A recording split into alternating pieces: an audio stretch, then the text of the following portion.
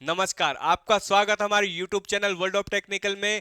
Rajasthan ITI कनिष्ठ अनुदेशक welder वालों के लिए बहुत ही महत्वपूर्ण वीडियो मैं आज लेकर आ गया हूं। जी हां, सबसे पहले वेल्डर की आंसर की हमारे चैनल पर रिलीज होने जा रही है। बहुत ही इंटरेस्टिंग वीडियो आज ये होने वाला है। तो जितने भी कैंडिडेट ने राजस्थान जूनियर इंस्ट्रक्टर का एग्जाम दिया था 7 जनवरी 2025 को वेल्डर का एग्जाम हुआ था। बहुत ही शानदार एग्जाम हुआ। थ्योरी के क्वेश्चन आए थे और कुछ नॉन टेक क्वेश्चन आए थे। तो वेल्डर के एग्जाम के लिए जितने भी नॉन टेक क्वेश्चन आए थे उन सबको एक एक करके मैं आपके सामने सॉल्व करने जा रहा हूं। पूरे क्वेश्चन हमें मिल चुके हैं और इतने बड़े कार्य के लिए मैं सबसे ज्यादा धन्यवाद देना चाहता हूं हमारे मुख्य सहयोगी शौकीन सिंह जी रावत को, जिन्होंने अपनी टीम के साथ मिलकर इन सब क्वेश्चनों का कलेक्शन किया है। मेमोरी बेस पे सारे क्वेश्चंस हमें प्राप्त हो चुके हैं और बिना समय गवाए हम ये वेल्डर थ्योरी पेपर सोल्व करने जा रहे हैं। तो चलिए फटाफट स्टार्ट करते हैं राजस्थान ITI निर्देशक वेल्डर का ये एग्जाम पेपर।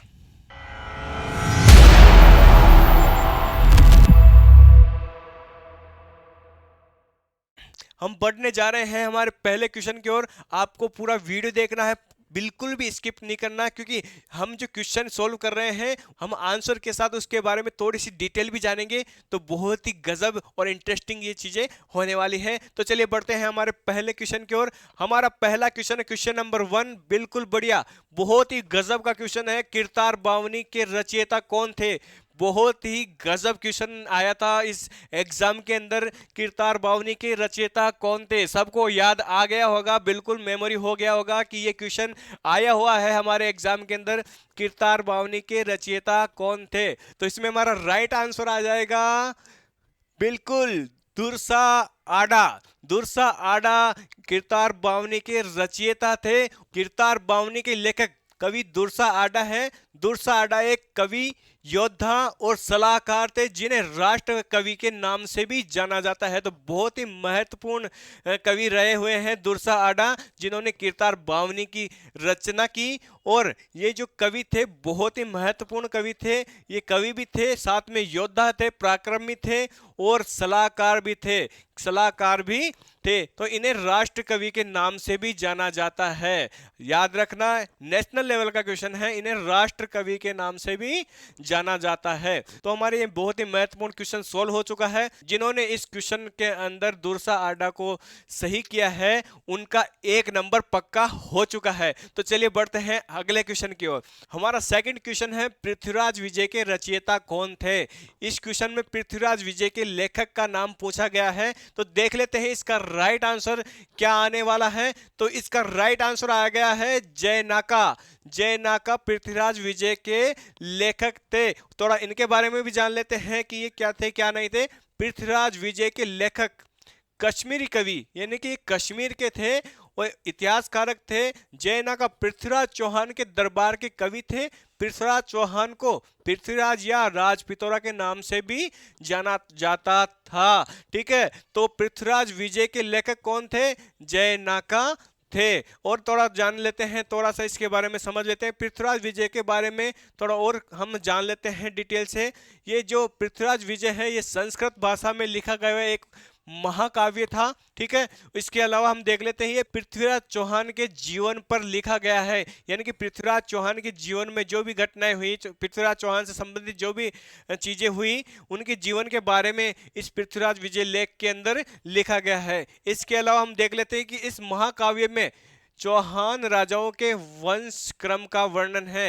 यानी कि चौहानों में कौन कौन से राजा हुए और पृथ्वीराज चौहान के कौन कौन से वंशज हुए, उनके बारे में इसमें बताया गया है। इसके अलावा उस समय की धार्मिक और सामाजिक स्थिति का, यानी कि इस लेख के अंदर उस समय जो सामाजिक और धार्मिक स्थिति थी उसके बारे में भी विवरण दिया गया है। इसके अलावा इस महाकाव्य में तराइन से पहले युद्ध में पृथ्वीराज का जिक्र भी है। तराइन से पहले जो युद्ध हुआ था उसमें पृथ्वीराज चौहान की जीत के बारे में भी इस लेख के अंदर उल्लेख है। ठीक है, तो कुल मिलाकर इस क्वेश्चन के अंदर पृथ्वीराज विजय के जो लेखक का नाम पूछा गया है वो कौन था? जयनाका था, जयनाका था। तो इस क्वेश्चन में आपने अगर ये राइट किया है तो आपका एक और अंक आपको मिल गया है नॉन टेक पार्ट के अंदर। तो चलिए हम बढ़ते हैं हमारे अगले क्वेश्चन की ओर। हमारा अगला क्वेश्चन है क्वेश्चन नंबर 3, कत्था निकाला जाता है। बहुत ही गजब क्वेश्चन है। कत्था किस में से निकाला जाता है के लिए 4 ऑप्शन हमें मिले थे और इसमें हमारा जो राइट आंसर था खेर वृक्ष। खेर वृक्ष क्या है? खेर वृक्ष। कत्था जो है खेर वृक्ष से निकलता है, खेर वृक्ष की छाल से कत्था निकाला जाता है। थोड़ा इसके बारे में और जान लेते हैं। कत्था खेर के पेड़ की लकड़ी से निकाला जाता है। इसे अकेशिया केटेच के नाम से भी जाना जाता है। यह बबूल की प्रजाति का ही पेड़ है। ठीक है, कत्था का पेड़ बहुत बड़ा होता है और ये पूरे भारत में पाया जाता है। तो थोड़ा जान लिया आपने कत्थे के बारे में। जरूरी है कि ये क्वेश्चन पूछा है हमारे इंस्ट्रक्टर के एग्जाम में, तो क्यों पूछा है थोड़ा इसके बारे में भी तो हमें जानना जरूरी है। तो कत्था किससे निकाला जाता है? खेर के वृक्ष से निकाला जाता है और ऑल इंडिया में ये पाया जाता है। और थोड़ा इसके बारे में और जान लेते हैं कि ये जो कत्था निकाला जाता है इसका इस्तेमाल कहाँ होता है, क्यों ये कत्था जानना हमें जरूरी है। तो कत्था का इस्तेमाल पान में चूने के साथ लगाया जाता है। आप जब पान खाते हैं तो चूने के साथ जो चीज लगाते हैं वो कत्था होती है। इसके अलावा दूसरी चीज देख लेते हैं कि और इसका क्या इस्तेमाल है। कत्थे के इस्तेमाल से मसूड़ों में खून आने की समस्या में आराम मिलता है। देखिए, अगर मसूड़ों से खून आते हैं किसी व्यक्ति के, तो अगर वो कत्थे का इस्तेमाल कर लेता है तो मसूड़ों से खून आने की समस्या से उसको आराम मिलता है। तो कत्था कितना इंपॉर्टेंट चीज है, बहुत ही आयुर्वेदिक औषधि मिली गई हमें ये। तो कत्था का इस्तेमाल चमड़े और कपड़ों की रंगाई में भी किया जाता है। बिल्कुल, प्राकृतिक कलर बनाने में भी कत्थे का इस्तेमाल किया जाता है। और हमारे बगरू प्रिंट में, यानी कि मैं जयपुर बगरू का रहने वाला हूं, और ये जो बगरू प्रिंट है उसमें जो प्राकृतिक कलर का जो महत्व है वो प्राकृतिक कलर कत्थे से ही बनाया जाता है। बहुत ही इंपॉर्टेंट क्वेश्चन ये पूछा गया था। तो इस क्वेश्चन में यानी कि कत्था निकाला जाता है, अगर इसमें आपने खेर वृक्ष अगर आपने राइट आंसर कर दिया था तो इससे एक और नंबर आपको प्लस मिल गया है, यानी कि ये भी आपका राइट आंसर हो गया है। तो चलिए बढ़ते हैं अगले क्वेश्चन की ओर। हमारा अगला क्वेश्चन होने वाला है, हमारा अगला क्वेश्चन है क्वेश्चन नंबर 4, मध्य अरावली श्रृंखला है। कुछ इसी प्रकार का क्वेश्चन आपको मिला था एग्जाम पेपर के अंदर कि मध्य अरावली जो पर्वत श्रृंखला है वो कहां से कहां तक है, कौन से जिले से कौन से जिले तक है। इसके लिए 4 विकल्प आपको दिए गए थे और उनमें से हमारा जो राइट आंसर है वो है आंसर अजमेर से जयपुर। अजमेर से जयपुर के बीच में जो पहाड़ है अरावली के, वो मध्य अरावली श्रृंखला का क्षेत्र कहलाता है। बिल्कुल इंपॉर्टेंट क्वेश्चन आपका ये राइट हो चुका है। थोड़ा और देख लेते हैं। मध्य अरावली क्षेत्र मुख्य रूप से राजस्थान के अजमेर जिले में फैला हुआ है, यानी कि अरावली श्रृंखला का जो अधिकांश भाग है वो राजस्थान के अजमेर जिले में स्थित है। इसके अलावा और क्या जानकारी हम ले सकते हैं, अरावली पर्वतमाला के कुछ जिले ये रहे, यानी कि अरावली पर्वतमाला राजस्थान के कौन कौन से जिले में है वो भी हम थोड़ा देख लेते हैं। उदयपुर, सिरोही, सीकर, चित्तौड़गढ़, डूंगरपुर, अलवर, प्रतापगढ़, राजसमंद, पाली, भीलवाड़ा, अजमेर, जयपुर, झुंझुनू, इन सभी जिलों के अंदर अरावली पर्वत श्रृंखला फैली हुई है। लेकिन मध्य अरावली की बात करें, यानी कि मिडल क्षेत्र की बात करें, तो अजमेर से लेकर जयपुर तक के जो एरिया है उसके अंदर जो अरावली पर्वत श्रृंखला है वो मध्य अरावली का पार्ट कहलाती है। तो इस क्वेश्चन में अगर आपने अजमेर से जयपुर अगर आपने राइट किया है तो ये क्वेश्चन आपका राइट हो चुका है और आपको एक और अंक मिल चुका है। तो चलिए बढ़ते हैं अगले क्वेश्चन की ओर। हमारा अगला क्वेश्चन है क्वेश्चन नंबर 5, सुदर्शनगढ़ कहा जाता है। राजस्थान के अंदर सुदर्शनगढ़ किस किले को कहा जाता है, यही हमें यहाँ पूछा गया था। इसके लिए 4 किले आपको ऑप्शन में दिए गए थे और जिनमें से हमारा राइट आंसर था हमारा नारगढ़ का किला। क्या है? नारगढ़ का किला, जो जयपुर में ही स्थित है। उसी के बारे में क्वेश्चन आ गया, बहुत ही गजब का और आसान क्वेश्चन था। थोड़ा इसके बारे में जान लेते हैं। इस किले का मूल नाम सुदर्शनगढ़ था, यानी कि नाहरगढ़ किले का मुख्य नाम क्या था, सुदर्शनगढ़ ही था, ठीक है, जिसे बाद में नाहरगढ़ में बदल दिया गया, जिसका मतलब होता है बाघों का निवास। यानी कि नाहरगढ़ का जो किला है उसके आसपास में बहुत ही घना जंगल है, जहां कभी कभी बाघ भी देखे गए हैं। तो इसी आधार पर ही इस किले को बाद में नाहरगढ़ का किला बोल दिया गया, नाहरगढ़ का किला बोले जाने लगा। तो अगर इस क्वेश्चन के अंदर आपने नाहरगढ़ किले को क्लिक किया है, टिक किया है, तो ये क्वेश्चन भी आपका राइट है और आपको एक और मार्क्स मिल गया है। तो चलिए बढ़ते हैं अगले क्वेश्चन की ओर। हमारा अगला क्वेश्चन है क्वेश्चन नंबर 6। राजस्थान के प्रथम सूचना आयुक्त कौन थे? राजस्थान के प्रथम सूचना आयुक्त कौन थे? इसके लिए हमारा राइट आंसर था एमडी कोरानी। एमडी कोरानी राजस्थान के प्रथम सूचना आयुक्त थे और इनके बारे में थोड़ा जान लेते हैं। राजस्थान के पहले मुख्य सूचना आयुक्त एमडी कोरानी थे। राजस्थान सूचना आयोग आरआईसी का गठन 18 अप्रैल 2006 को किया था, यानी कि आरआईसी का गठन 18 अप्रैल 2006 को किया गया, जिसका प्रथम आयुक्त किसको बनाया गया? एमडी कोरानी को। किसको बनाया गया? एमडी कोरानी को। तो अगर आपने इस क्वेश्चन के अंदर एमडी कोरानी को सही किया है तो आपका क्वेश्चन पूरी तरह से सही है और आपको एक और अंक मिल जाएगा। आपको एक और अंक ऐड हो चुका है और बहुत ही इंपॉर्टेंट है, एक एक अंकों से ही आपकी मेरिट तय होने वाली है।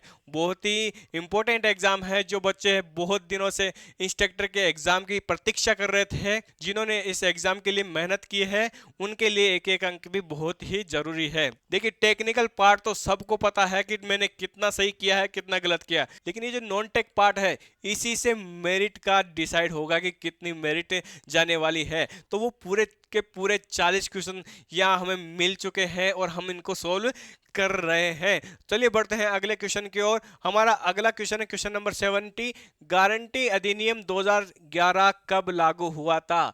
बहुत ही महत्वपूर्ण क्वेश्चन है। आपको याद आ गया होगा कि हाँ ये भी क्वेश्चन हमारे पेपर में आया था।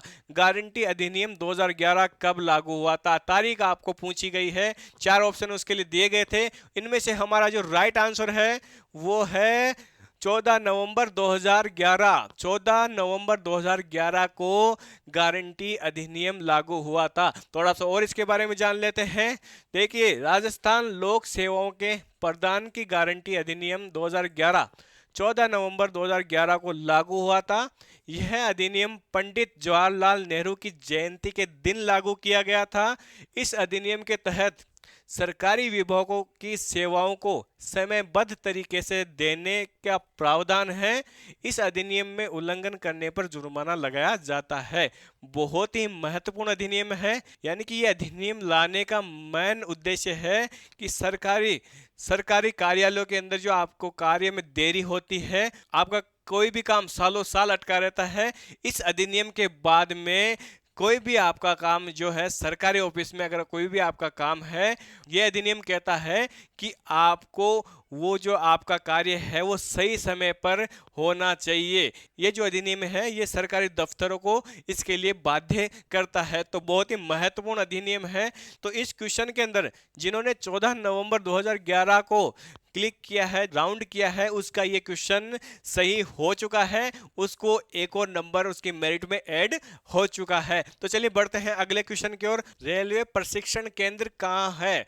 रेलवे प्रशिक्षण केंद्र कहाँ है? इसके लिए आपको 4 विकल्प दिए गए हैं, यानी कि 4 स्थान दिए गए थे। इसमें से हमारा जो राइट आंसर था वो है उदयपुर। उदयपुर रेलवे प्रशिक्षण केंद्र कहाँ है? उदयपुर में स्थित है। थोड़ा और इसके बारे में जान लेते हैं। ये रेल प्रशिक्षण संस्थान एशिया का सबसे बड़ा रेल ट्रांसपोर्ट मॉडल है, ठीक है, जहां श्रीलंका, जाम्बिया, कंबोडिया, इराक और बांग्लादेश से लोग ट्रेनिंग लेने के लिए आते हैं। बहुत ही गजब का और बहुत ही इंपॉर्टेंट क्वेश्चन है, यानी कि ये जो प्रशिक्षण केंद्र है बहुत ही महत्व रखता है। एशिया का सबसे बड़ा रेल ट्रांसपोर्ट मॉडल यहाँ पर है और यहाँ प्रशिक्षण लेने के लिए देश ही नहीं विदेशों से भी यहाँ पे प्रशिक्षण लेने के लिए लोग आते हैं। श्रीलंका, जाम्बिया, कंबोडिया, इराक और बांग्लादेश से भी यहाँ पे लोग ट्रेनिंग लेने के लिए आते हैं। तो इस रेल प्रशिक्षण केंद्र कहाँ है? इस क्वेश्चन के अंदर अगर आपने उदयपुर को गोला किया है तो इसमें ये आपका राइट आंसर हो जाएगा और आपको एक और अंक मिल जाएगा। तो चलिए बढ़ते हैं अगले क्वेश्चन की ओर। हमारा अगला क्वेश्चन है क्वेश्चन नंबर 9।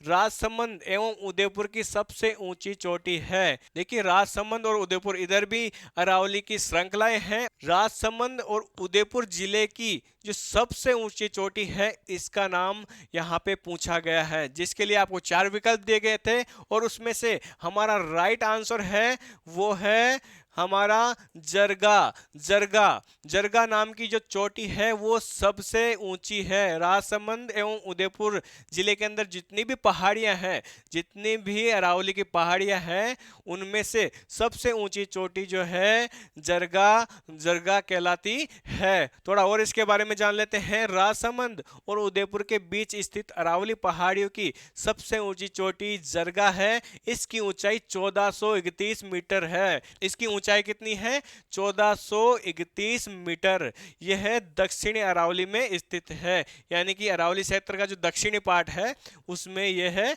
स्थित है। राजस्थान की सबसे ऊंची जो चोटी है वो है गुरु शिखर। देखिए अरावली की जो सबसे ऊंची चोटी कौन सी मानते हैं हम? वो है गुरु शिखर। बिल्कुल गुरु शिखर ही है। और ये जो अरावली पर्वत की चोटी है इसकी ऊंचाई जो है 1722 मीटर ऊंचाई पर ये स्थित है। और ये कौन से जिले में है? यह है सिरोही जिले में। राजस्थान के सिरोही जिले में माउंट आबू स्थित है। ठीक है, लेकिन राजसमंद और उदयपुर जिले के अंदर जो पहाड़ियां हैं उनकी सबसे ऊंची चोटी जो है जरगा है और उसकी ऊंचाई कितनी है? 1431 मीटर। ठीक है, तो अगर आपने इसमें राइट आंसर जरगा किया है तो यह आपका राइट आंसर, बिल्कुल ये राइट आंसर आपका है और आपको इसके लिए एक और अंक प्राप्त होता है। चलिए बढ़ते हैं अगले क्वेश्चन की ओर। हमारा अगला क्वेश्चन है क्वेश्चन नंबर 10। फूलडोल उत्सव किनके द्वारा मनाया जाता है? फूलडोल उत्सव यानी कि फेस्टिवल किनके द्वारा मनाया जाता है, यही आपको पूछा गया है। इसके लिए आपको 4 विकल्प दिए गए थे, उसमें से हमारा जो राइट आंसर आ जाएगा वो है रामस्नेही संप्रदाय के द्वारा। और ये कहाँ मनाया जाता है? शाहपुरा के अंदर। ठीक है, थोड़ा और इसके बारे में अगर हम डीप से जानना चाहें तो जान लेते हैं। फूलडोल महोत्सव अंतर्राष्ट्रीय रामस्नेही संप्रदाय द्वारा मनाया जाता है। यह महोत्सव शाहपुरा में मनाया जाता है। ठीक है, इस महोत्सव में शोभा यात्रा निकाली जाती है और धार्मिक कार्यक्रम आयोजित किए जाते हैं। तो एक तरह से यह धार्मिक फेस्टिवल रामस्नेही संप्रदाय के द्वारा मनाया जाता है। फूलडोल महोत्सव से जुड़ी हुई थोड़ी और 2-4 बातें अगर हम जानना चाहें तो हम जान सकते हैं। फूलडोल महोत्सव के दौरान शोभा यात्रा निकाली जाती है, यानी कि इस दौरान शोभा यात्रा भी निकाली जाती है पूरे शहर के अंदर। दूसरी बात, फूलडोल महोत्सव की शुरुआत भीलवाड़ा से हुई थी, यानी कि इसकी जो शुरुआत हुई है ये भीलवाड़ा से इसकी शुरुआत हुई है। ठीक है, इसके बाद में देखते हैं कि शाहपुरा में फूलडोल महोत्सव की परंपरा 1826 में ही शुरू हुई थी, यानी कि बहुत पुरानी ये परंपरा है, बहुत पुराना फेस्टिवल है, 1826 से मनाया जा रहा है। ठीक है, और इसके आगे देखते हैं कि शोभा यात्रा में राम नाम का जय घोष किया जाता है और रामचरण जी महाराज की स्मृति गाई जाती है, यानी कि इस शोभा यात्रा के दौरान, इस फेस्टिवल के दौरान राम नाम का उद्घोष किया जाता है और रामचरण जी महाराज की स्मृति गाई जाती है, उनके भजन गाए जाते हैं, उनके कीर्तन किया जाता है। तो इसी वजह से ये जो फेस्टिवल है प्रसिद्ध है। और किन के द्वारा मनाया जाता है? ये रामस्नेही संप्रदाय के द्वारा ये मनाया जाता है। शाहपुरा यानी कि भीलवाड़ा के पास में जो शाहपुरा है वहां पर ये फेस्टिवल मनाया जाता है। तो अगर इस क्वेश्चन में आपने ये राइट आंसर किया है तो ये भी आपका सही क्वेश्चन हो जाएगा। ठीक है, चलिए बढ़ते हैं अगले क्वेश्चन की ओर। हमारा अगला क्वेश्चन है क्वेश्चन नंबर 11। राजस्थान से प्रवाहित होकर बहने वाली सबसे बड़ी नदी है, यानी कि राजस्थान से प्रवाहित होकर, यानी कि जरूरी नहीं कि ये राजस्थान की ही नदी है, राजस्थान से होकर जो सबसे बड़ी नदी गुजर रही है उसके बारे में यहाँ पे पूछा गया है। तो हमें जो विकल्प दिए गए थे उसमें से हमारा राइट आंसर आ जाएगा चंबल नदी। चंबल नदी क्या आ जाएगा? चंबल नदी। राजस्थान से प्रवाहित होकर बहने वाली सबसे लंबी नदियों में से जो नदी है वो चंबल नदी इसमें राइट आंसर हो जाएगी। थोड़ा और इसके बारे में जान लेते हैं। राजस्थान से होकर बहने वाली सबसे लंबी नदी चंबल नदी है। ये नदी मध्य प्रदेश से निकलकर राजस्थान और उत्तर प्रदेश से होकर बहती है और अंत में यमुना नदी में मिल जाती है। चंबल नदी की लंबाई 1024 किलोमीटर है। बहुत ही इंपॉर्टेंट डिटेल्स आपको साथ में मिल रही है। देखिए चंबल नदी जो है मध्य प्रदेश से निकलती है, मध्य प्रदेश से निकलती है और राजस्थान से होते हुए यूपी में प्रवेश करती है और यूपी में जाकर ये कौन सी नदी में मिल जाती है? ये मिल जाती है यमुना नदी में। यमुना नदी में ये मिल जाती है। और ये जो नदी है कितनी दूरी तय करती है? तो ये नदी 1024 किलोमीटर की दूरी तय करके यमुना नदी में मिल जाती है। तो बहुत ही महत्वपूर्ण ये क्वेश्चन था जिसमें इसका राइट आंसर था चंबल। तो इस क्वेश्चन में अगर आपने चंबल नदी को सिलेक्ट किया था तो वो आंसर आपका सही माना जाएगा। ठीक है, चलिए बढ़ते हैं अगले क्वेश्चन की ओर। हमारा अगला क्वेश्चन है क्वेश्चन नंबर 12। चंद्रभागा नदी के किनारे कौन सा मंदिर है? बहुत ही इंपॉर्टेंट क्वेश्चन है। इसके लिए भी 4 मंदिर आपको ऑप्शन में दिए गए थे। उनमें से जो हमारा राइट आंसर है वो है शीतलेश्वर महादेव मंदिर। बहुत ही गजब का इसमें राइट आंसर है। चंद्रभागा नदी के किनारे कौन सा मंदिर था? तो वो था शीतलेश्वर महादेव का मंदिर। और थोड़ा इसके बारे में डिटेल से हम जान लेते हैं। शीतलेश्वर महादेव मंदिर चंद्रभागा नदी के किनारे झालारा पाटन में स्थित है। यह मंदिर चंद्रभागा नदी के किनारे बने मंदिरों का सबसे प्रसिद्ध मंदिर है। यह मंदिर चंद्रावती नाम के प्राचीन शहर में बना है। यानी कि चंद्रभागा जो नदी है इसके किनारे जो सबसे प्रसिद्ध जो मंदिर है वो है शीतलेश्वर महादेव, जो कि कहाँ पे है? झालारा पाटन में। कहाँ पे है? झालारा पाटन में। तो अगर इस क्वेश्चन के लिए आपने ये शीतलेश्वर महादेव मंदिर को राइट किया है तो ये क्वेश्चन भी आपका क्या हो जाएगा? राइट हो जाएगा। चलिए बढ़ते हैं अगले क्वेश्चन की ओर। हमारा अगला question question number 13। Abheda park कहाँ है? अभेड़ा पार्क कहाँ है? थोड़ा बहुत याद आ रहा होगा। हो सकता है इन क्वेश्चनों के अंदर आपको 1-2 शब्द मिस मिल रहे होंगे क्योंकि ये जो क्वेश्चन पूरे बनाए गए हैं मेमोरी बेस्ड है, लेकिन ये क्वेश्चन प्रॉपर ये क्वेश्चन ही आए हैं ये मैं गारंटी दे सकता हूं क्योंकि बहुत मेहनत की है हमारी टीम ने। सारे जो टीम मेंबर थे उन्होंने सबने इंस्ट्रक्टर का एग्जाम भी दिया था, तो उन सबको ये थोड़े थोड़े क्वेश्चन याद थे और उन सबसे मिलकर जो हमारा है पूरा पेपर तैयार हुआ है। तो क्वेश्चन में हमसे पूछा गया है कि अभेड़ा पार्क कहाँ स्थित है। तो इसके लिए 4 विकल्प आपको दिए गए हैं और उसमें से जो हमारा राइट आंसर है वो है कोटा।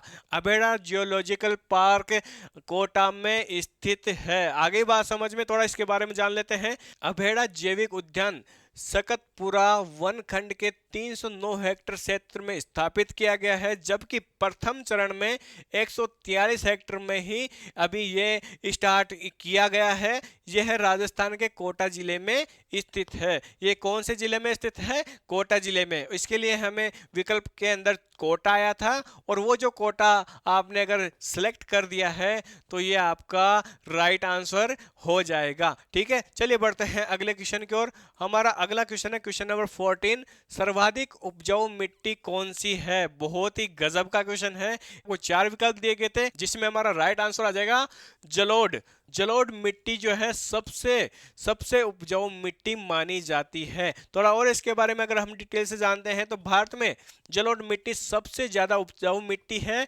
यह मिट्टी नदियों और समुद्रों की लहरों से लाए गए जलोढ़ और तलछट से बनती है। ठीक है, जलोढ़ मिट्टी 2 तरह की होती है, खादर और बांगर। खादर मिट्टी बांगर मिट्टी से ज्यादा उपजाऊ होती है। जलोढ़ मिट्टी की भी 2 क्वालिटी होती है, खादर और बांगर, उसमें से खादर सबसे ज्यादा उपजाऊ मानी जाती है। लेकिन लेकिन मिट्टियों की जो कैटेगरी है उनमें से जो जलोढ़ मिट्टी है, ये जलोढ़ मिट्टी सबसे उपजाऊ मिट्टी मानी जाती है।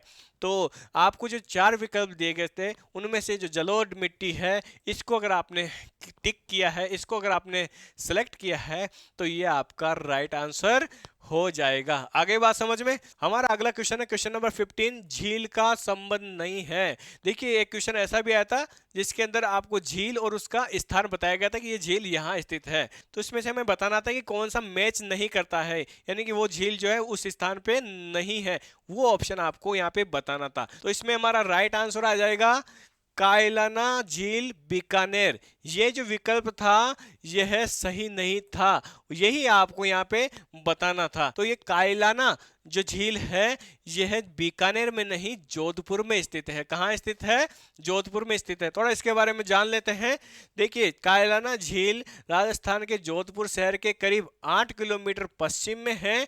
यह एक कृत्रिम झील है। आगे बात समझ में। तो ये विकल्प आपको ढूंढना था, गलत ऑप्शन आपको ढूंढना था, और वो जो गलत ऑप्शन था वो था कायलाना बीकानेर। ये दोनों मैच नहीं खा रहे हैं, यानी कि कायलाना जो झील है ये राजस्थान के जोधपुर में स्थित थी, ठीक है, और यहाँ पे क्या दिया गया है? बीकानेर। तो ये सरासर गलत क्वेश्चन था और वही आपको यहाँ पे बताना था। तो इसमें अगर आपने ये क्वेश्चन टिक किया है, यानी कि ये जो ऑप्शन अगर आपने क्लिक किया है, तो यह आपका सही आंसर माना जाएगा और आपको 1 नंबर और मिल जाएगा। चलिए बढ़ते हैं अगले क्वेश्चन की ओर। हमारा अगला क्वेश्चन है क्वेश्चन नंबर 16, बांध का संबंध नहीं है। देखिए आपको बांध बताए गए थे और उनकी जगह बताई गई थी, और उसमें से जो मैच नहीं खा रहा, यानी कि जो बांध है उस जगह पर नहीं है, ऐसा अगर कोई विकल्प है तो वो आपको यहाँ पे बताना था।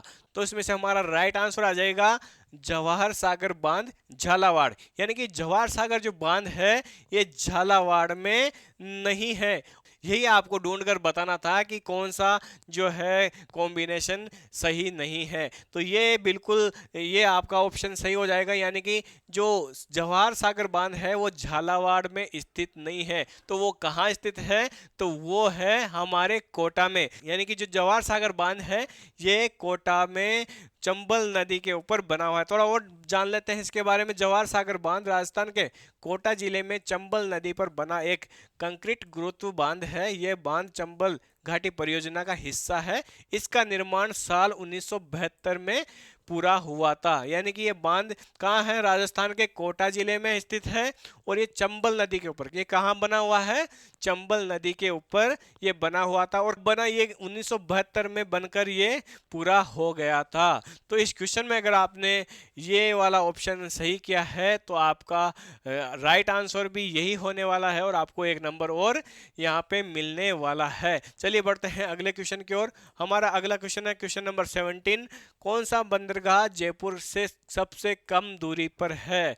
आपको 4 बंदरगाह दिए गए थे, उनमें से वो ऑप्शन आपको चूज करना था जो कि जयपुर से बहुत ही कम दूरी पे, यानी कि पास में, जयपुर के सबसे पास कौन सा बंदरगाह है वो आपको यहाँ पे बताना था। तो इसमें से दिए गए विकल्पों में से हमारा जो राइट आंसर है वो है कांडला।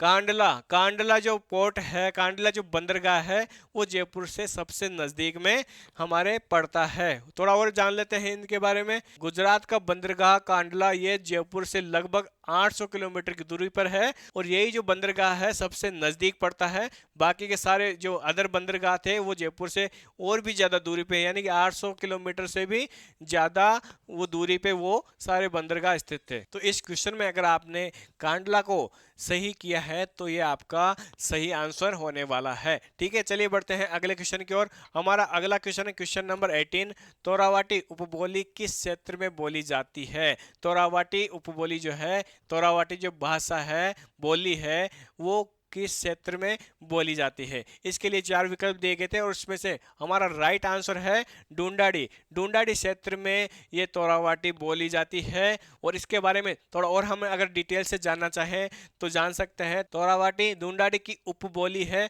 ढूंढाड़ी राजस्थान की दूसरे सबसे ज्यादा बोले जाने वाली बोली है। ये जयपुर, अजमेर, टोंक और दौसा जिले में बोली जाती है। ढूंढाड़ी को जयपुरी या झारसाई बोली भी कहा जाता है। है। यानी कि जो जो भाषा है, जो बोली है, ये राजस्थान की दूसरी सबसे ज़्यादा बोले जाने वाली बोली है। और ठीक है, और ये तोरावाटी जो है ये इसी की उपबोली है, ढूंढाड़ी की ही उपबोली है।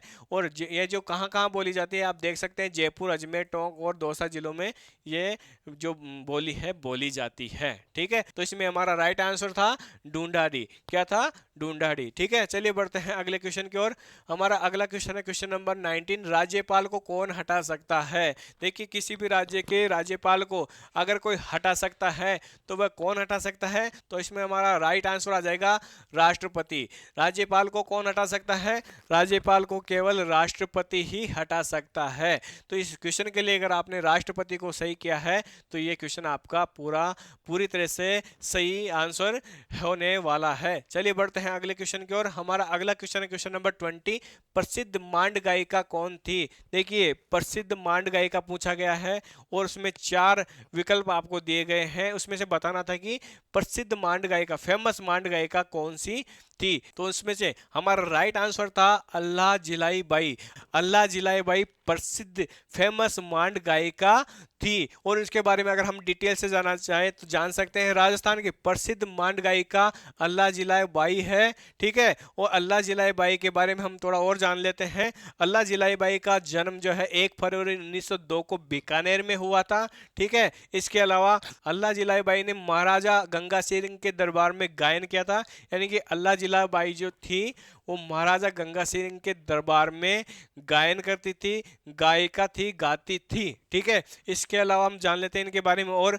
अल्लाह जिलाई बाई को मांड गायन के अलावा ठुमरी, ख्याल और दादरा में भी महारत हासिल थी। यानी कि वो और भी शैली के गीत गाती थी, गायिका थी। ठीक है, और इसके अलावा हम इनके बारे में और जानेंगे। अल्लाह जिलाई बाई को राजस्थान रत्न और पद्मश्री से भी सम्मानित किया गया है। यानी कि इतनी प्रसिद्ध थी कि इनको राजस्थान का रत्न और पद्मश्री से भी सम्मानित किया गया है। तो बहुत ही फेमस गायिका थी ये अल्लाह जिलाई बाई। तो आपने अगर अल्लाह जिलाई बाई को सही किया है, करेक्ट किया है, तो ये आपका राइट आंसर होने वाला है। आपको एक और अंक आपकी मेरिट के लिए मिलने वाला है। चलिए बढ़ते हैं अगले क्वेश्चन की ओर। हमारा अगला क्वेश्चन है क्वेश्चन नंबर 21। बिथोड़ा का युद्ध किन के मध्य हुआ? बहुत ही इंपॉर्टेंट क्वेश्चन है, आपको याद आ रहे होंगे।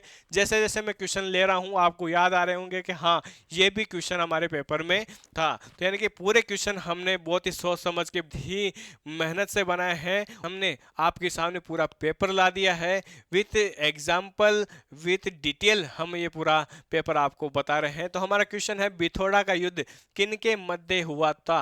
तो इसके लिए 4 विकल्प दिए गए थे, किन के मध्य हुआ था चलिए जान लेते हैं। तो इसमें हमारा राइट आंसर है आहुआ के ठाकुर और राजकीय सेना के बीच। यानी आहुआ के ठाकुर यानी कि जो वहाँ के सरदार थे, वहाँ के जो ठाकुर थे, जो लोकल राजा थे, उनके और राजकीय सेना के बीच में ये बिथोड़ा का युद्ध हुआ था। ठीक है, चलिए बढ़ते हैं अगले क्वेश्चन की ओर। हमारा अगला क्वेश्चन है क्वेश्चन नंबर 22। 1544 ईस्वी को कौन सा युद्ध लड़ा गया? कौन सा युद्ध लड़ा गया? इसके लिए ऑप्शन में आपको 4 युद्ध दिए गए थे। इसमें से आपको बताना था कि 1544 ईस्वी में कौन सा युद्ध लड़ा गया था, कौन सा युद्ध जो है प्रसिद्ध था। तो इसमें हमारा राइट आंसर आ जाएगा गिरी सुमेल युद्ध।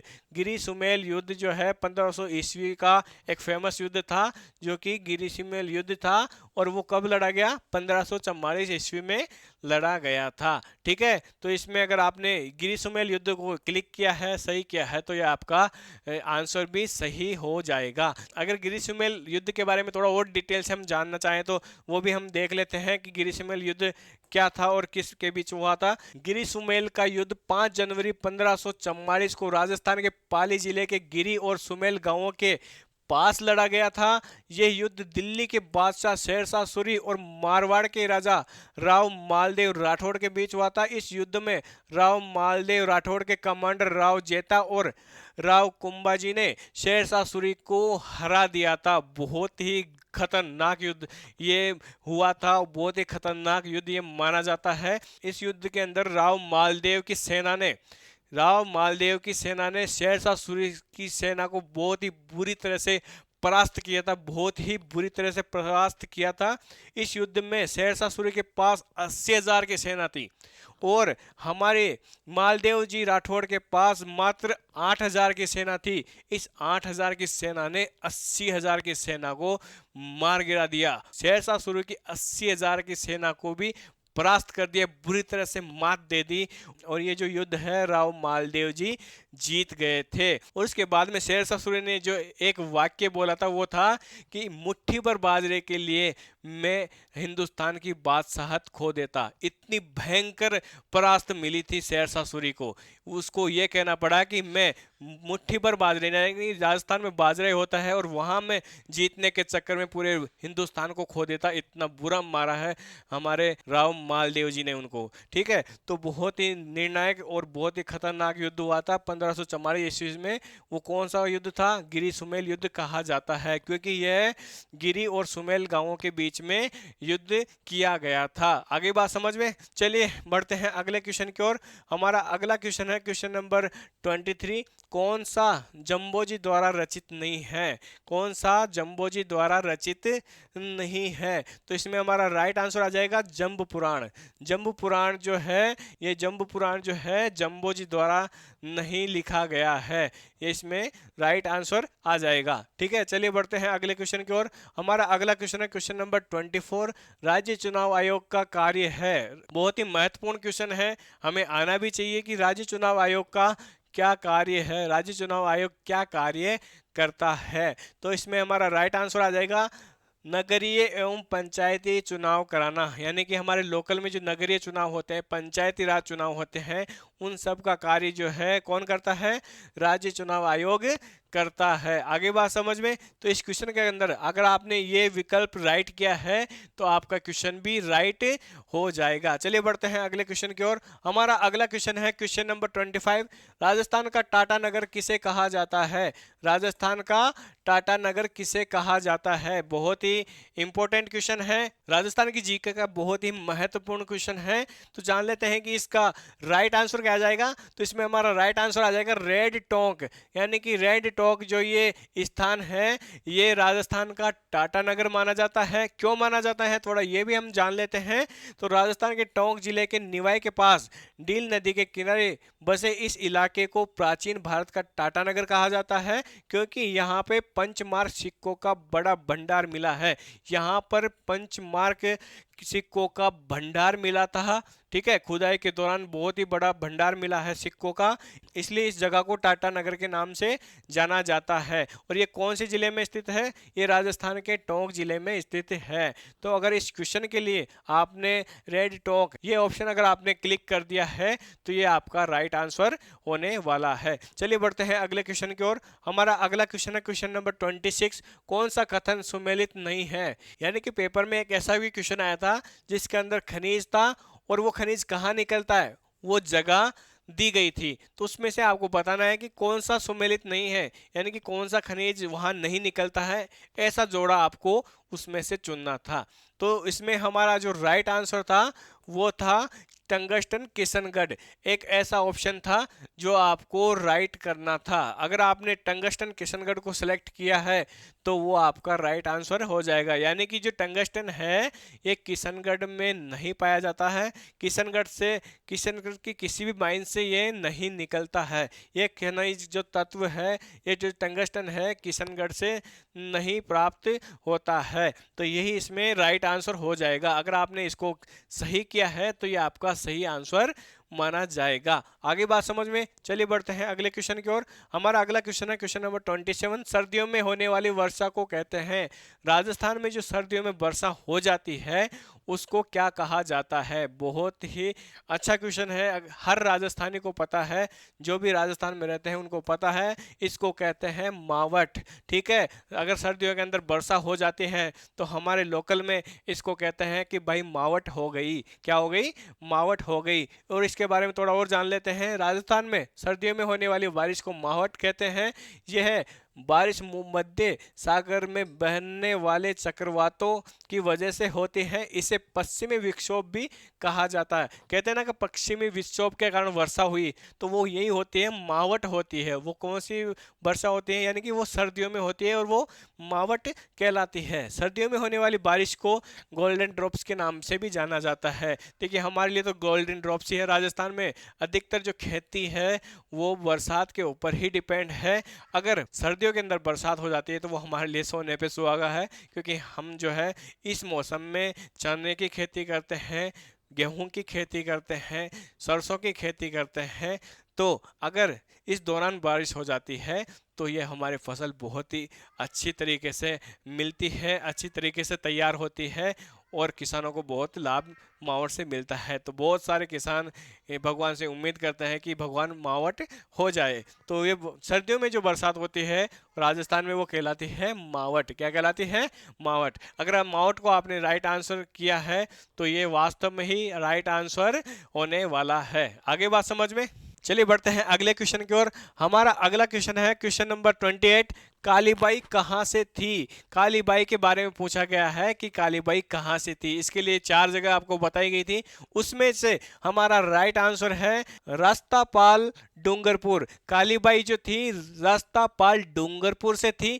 और कालीबाई क्या थी, क्यों थी, क्यों क्वेश्चन पूछा गया, थोड़ा ये भी तो जान लो। हमारे राजस्थान वालों को सब पता है, लेकिन राजस्थान के इंस्ट्रक्टर एग्जाम में मैंने देखा था कि राजस्थान से नहीं बाहर से ज़्यादा लोग एग्जाम देने के लिए आए थे, जैसे यूपी, बिहार, हरियाणा और महाराष्ट्र तक के बच्चे भी एग्जाम देने आए थे, मुझसे मिले भी थे। आपको बता दूं कालीबाई बहुत ही ज़बरदस्त कैरेक्टर रहा है हमारे राजस्थान की हिस्ट्री के अंदर, और थोड़ा उसके बारे में हम जान लेते हैं, थोड़ा सा डिटेल से हम देख लेते हैं। कालीबाई भील, ये भील जाति से थी, ठीक है। डूंगरपुर जिले के रास्तापाल गांव की एक भील लड़की थी। इन्होंने अपने शिक्षक को बचाने के लिए अपनी जान दे दी थी। इन्हें साक्षरता की देवी और आधुनिक एकलव्य के नाम से जाना जाता है। देखिए कालीबाई भील जो है एक छोटी सी लड़की थी, 12 साल की लड़की थी, जब हमारे देश के ऊपर अंग्रेजों का राज था, तब का ये वाक्य है। वाक्य ये है कि अंग्रेज नहीं चाहते थे कि हमारे देश के बच्चे पढ़ाई करें, क्योंकि साक्षरता बढ़ेगी तो लोग जागरूक हो जाएंगे, और वो नहीं चाहते थे कि यहाँ के लोग जागरूक बने, क्योंकि वो हमेशा यहाँ पर राज करना चाहते थे। लेकिन हमारे देश के अंदर शिक्षकों का हमेशा से ही बहुत बड़ा महत्व रहा है। गुरु शिष्य की परंपरा यहाँ पर सबसे अलौकिक रही है, यानी कि गुरु शिष्य के मध्य जो हमेशा रिश्ता रहा है वो पूजनीय रहा है। और ऐसा ही वाक्य यहाँ भी हुआ कि उन दिनों में आदिवासी लोगों को पढ़ाने के लिए कुछ शिक्षक पाठशाला चलाया करते थे। ऐसी ही पाठशाला में कालीबाई जाया करती थी। लेकिन एक दिन ऐसे हुआ कि अंग्रेजों को पता चल गया कि यहाँ पे पाठशाला चल रही है। उन्होंने कालीबाई के टीचर को बहुत बुरी तरह से पीटा, मारा, और उन्होंने उनके टीचर को ट्रक से बांधकर घसीटना प्रारंभ कर दिया। उस दौरान कालीबाई खेतों में चारा काटने के लिए गई हुई थी, पशुओं के लिए चारा लेने गई हुई थी, और चारा लेकर वो आ रही थी। उनके पास चारा काटने की गंडासी भी उनके साथ थी। और जैसे ही उन्होंने देखा कि उनके टीचर को अंग्रेजों की सेना घसीट कर ले जा रही है, उनका खून खोल उठा। उन्होंने तुरंत अपने चारे की पोट साइड में पटकी और उन्होंने अंग्रेजों की आंख से आंख भिड़ाकर पूछा कि मेरे गुरुदेव को तुरंत छोड़ दीजिए, उनका क्या कसूर है, इनको आप इस तरह से क्यों घसीट रहे हैं। तो जब अंग्रेजों ने कालीबाई की बात नहीं मानी तो कालीबाई और भी ज़्यादा गुस्सा हो गई, और उन्होंने तुरंत अपनी जो गंडासी थी उससे रस्सी को एक ही झटके में, उस मजबूत मोटी रस्सी को काट दिया। और ये देखते ही अंग्रेजों के सेनापति थे, उन्होंने कालीबाई के ऊपर पिस्टल से गोलियां दाग दी, जिससे उनके सीने पर गोलियां लगी और कालीबाई शहीद हो गई। लेकिन उनकी इस बलिदान से उनके टीचर का जीवन, उनके गुरु का जीवन बच गया। और इस घटना का उस क्षेत्र के ऊपर बहुत ही खतरनाक प्रभाव पड़ा। पूरा क्षेत्र अंग्रेजों के खिलाफ हो गया। उसके बाद में कभी भी अंग्रेजों की सेना ने उधर आने की कोशिश नहीं की। तो इस तरह से भील बालिका कालीबाई को याद किया जाता है, नमन किया जाता है। तो इसी वजह से ये इंपॉर्टेंट क्वेश्चन इस पेपर में दिया गया है, ठीक है। तो अगर आपने रास्तापाल अगर ये आपने सही आंसर किया है तो ये क्वेश्चन आपका पूरी तरह से सही है, ठीक है। चलिए बढ़ते हैं अगले क्वेश्चन की ओर। हमारा अगला क्वेश्चन है क्वेश्चन नंबर 29 मेरवाड़ा बटालियन का मुख्यालय कहाँ था? ये क्वेश्चन भी आपके पेपर में आया है कि मेरवाड़ा बटालियन का मुख्यालय कहाँ स्थित था। ठीक है, तो इसके लिए हमें 4 ऑप्शन दिए गए थे और उसमें से हमारा राइट आंसर था ब्यावर। क्या था? ब्यावर। ब्यावर जो है मेरवाड़ा बटालियन का मुख्यालय हुआ करती थी, यानी कि ब्रिटिश राज के दौरान ब्यावर में एक रेजिमेंट का मुख्यालय स्थापित किया गया जिसको कहते हैं मेरवाड़ा बटालियन, जिसको क्या कहा जाता था? मेरवाड़ा बटालियन। तो मेरवाड़ा बटालियन का मुख्यालय आपसे पूछा गया था। अगर इसमें आपने ब्यावर को राइट किया था तो ये आपका क्वेश्चन पूरी तरह से राइट आंसर है। ठीक है, चलिए बढ़ते हैं अगले क्वेश्चन की ओर। हमारा अगला क्वेश्चन है क्वेश्चन नंबर 30। हसमत वाला राजा कौन था? बहुत ही महत्वपूर्ण क्वेश्चन है। हसमत वाला राजा कौन सा था, ये आपको इस क्वेश्चन के अंदर पूछा गया था और इसके लिए 4 विकल्प दिए गए जिसमें से हमारा राइट आंसर है राव मालदेव। राव मालदेव को हसमत वाला राजा कहा जाता है और क्यों कहा जाता है हसमत वाला राजा, वो भी हम जान लेते हैं। राव मालदेव को फारसी इतिहासकारों ने हसमत वाला बादशाह कहा था। हसमत एक अरबी शब्द है जिसका मतलब होता है गर्व या श्रेष्ठता। ये प्राउडफुल जिंदगी जीते थे, स्वाभिमान से जीने वाले व्यक्ति थे, इसलिए इनको हसमत वाला राजा कहा जाता था। राव मालदेव राठौड़ वंश के राजा थे।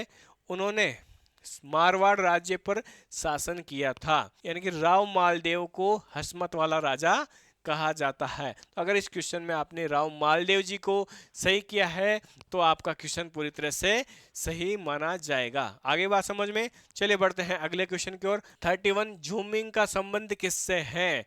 आप सबको पता है कि ये क्वेश्चन भी आपके आया था, झूमिंग का संबंध किससे है। तो इसके लिए 4 विकल्प दिए गए थे, उसमें से हमारा राइट आंसर है कृषि। कृषि, ये जो झूमिंग है ये किससे रिलेटेड है? कृषि से रिलेटेड है। और ये झूमिंग क्या होता है, तो इस झूमिंग के बारे में थोड़ा और हम जान लेते हैं कि झूमिंग क्या है, क्या चीज है। झूमिंग खेती, ये देखिए झूमिंग जो है एक खेती का प्रकार माना गया है। इसमें पेड़ों और वनस्पतियों को काटकर जलाकर साफ की गई जमीन पर खेती की जाती है। कुछ सालों बाद जब जमीन की उर्वरता कम हो जाती है तो किसान दूसरी जमीन पर खेती करने के लिए चले जाते हैं। इस तरह झूमिंग खेती में जमीन को बदल बदल कर खेती की जाती है। इसे स्थानांतरित खेती, कटाई जला खेती भी कहा जाता है। देखिए झूमिंग खेती एक अपने आप में एक अलग ही तरह की खेती है। ये पहाड़ी क्षेत्रों में, जंगली क्षेत्रों में की जाती है। इसमें क्या किया जाता है, एक एरिया लिया जाता है, उस जिसके अंदर जितने भी पेड़ पौधे हैं, जंगल है, उसको हटा के, साफ करके, जला के वहाँ खेती करने के लिए जमीन तैयार की जाती है। कुछ दिनों तक, कुछ सालों तक वहाँ पे खेती की जाती है और जब वहाँ की जमीन की उर्वरता यानी कि उपजाऊपन कम हो जाता है तो फिर वहाँ के जो आदिवासी लोग हैं उस जगह को छोड़कर दूसरी जगह फिर से एक नया फार्म बनाते हैं, नई जगह तैयार करते हैं और वहाँ पे उस जगह को छोड़कर वहाँ पे खेती करने लगते हैं। तो इस प्रकार की जो खेती करने की प्रोसेस है ये क्या कहलाती है? झूमिंग कहलाती है। झूमिंग कहलाती है। तो झूमिंग का संबंध अगर आपने कृषि से किया है तो ये पूरी तरह से आपका राइट आंसर होने वाला है। आगे बात समझ में, चलिए बढ़ते हैं अगले क्वेश्चन की ओर। हमारा अगला क्वेश्चन है क्वेश्चन नंबर 32। भूपाल सिंह ने सभा आयोजित की। भूपाल सिंह ने कहाँ सभा आयोजित की, यह आपसे पूछा गया था। इसके लिए हमारा राइट आंसर है उदयपुर। भूपाल सिंह जी ने जो सभा आयोजित की थी वो कहाँ की थी? उदयपुर में की थी। ठीक है, थोड़ा और इनके बारे में जान लेते हैं। श्री महाराणा सर भूपाल सिंह जी बहादुर, जिन्हें भोपाल सिंह भी कहा जाता था, 1930 से भारतीय रियासत उदयपुर के शासक थे। यानी कि ये उदयपुर के शासक थे और इन्होंने जो सभा आयोजित की वो कहाँ की? उदयपुर में ही आयोजित की थी। तो अगर इस क्वेश्चन के लिए अगर आपने उदयपुर को सही चुना है तो आपका राइट आंसर भी यही होने वाला है और आपकी मेरिट को बढ़ाने के लिए एक और नंबर आपको मिलने वाला है। चलिए बढ़ते हैं अगले क्वेश्चन की ओर। हमारा अगला क्वेश्चन है क्वेश्चन नंबर 33। बीजल देव ने कौन से किले का निर्माण करवाया था?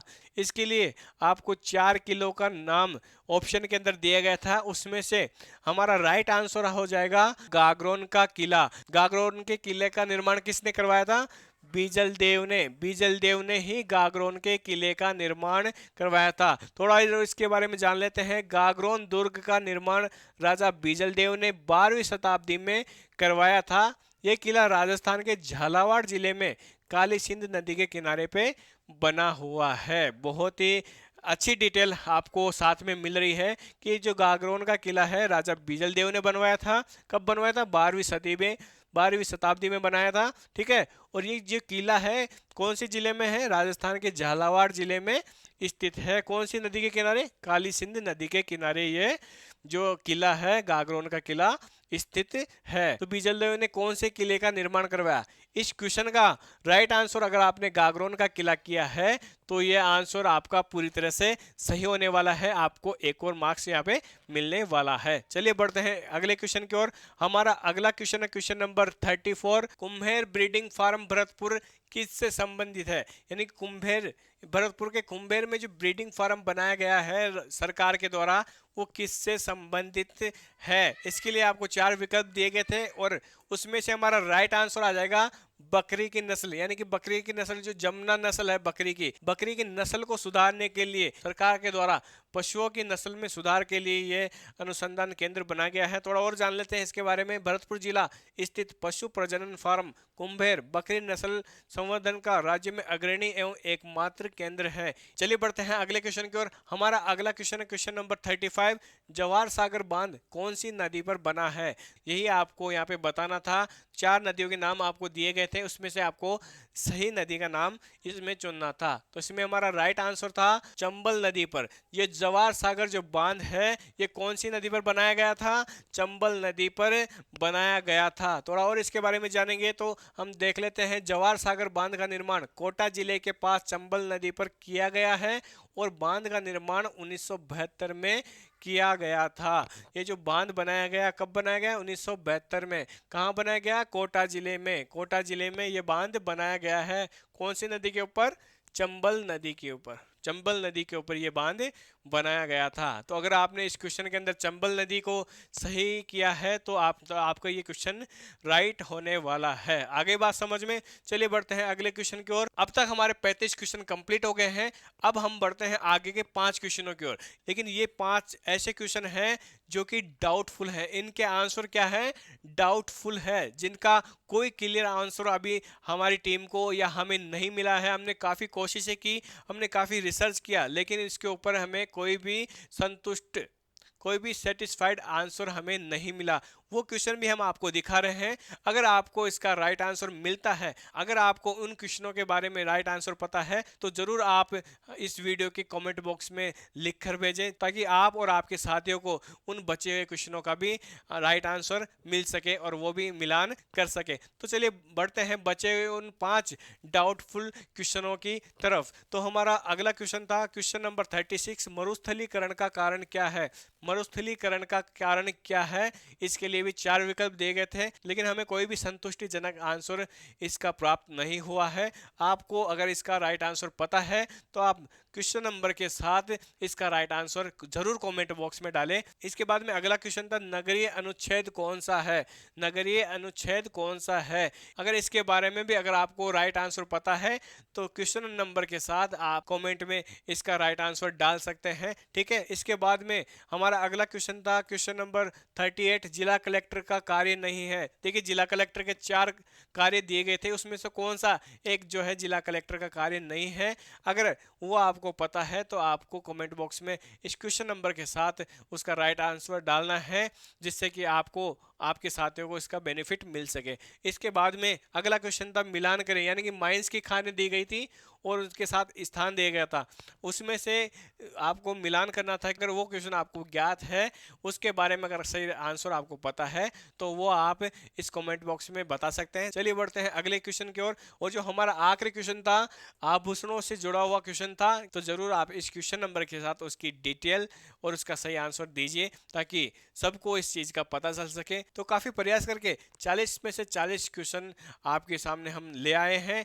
उसमें से 35 क्वेश्चन पूरी तरह से करेक्ट आपको पता चल गए हैं। 5 क्वेश्चनों का डाउट आपको खुद को क्लियर करना है और कमेंट बॉक्स में आपको डालना है, ताकि सबको उनका सही आंसर पता चल सके। और उम्मीद है कि पेपर की जल्दी ही आंसर की भी आ जाएगी। और आप सबके लिए मैं ईश्वर से प्रार्थना करता हूं कि आपकी मेहनत के अनुसार आपने जो मार्क्स सोच रखे हैं वो आपको प्राप्त हो। तो मिलते हैं अगली क्लास के साथ, तब तक के लिए नमस्कार।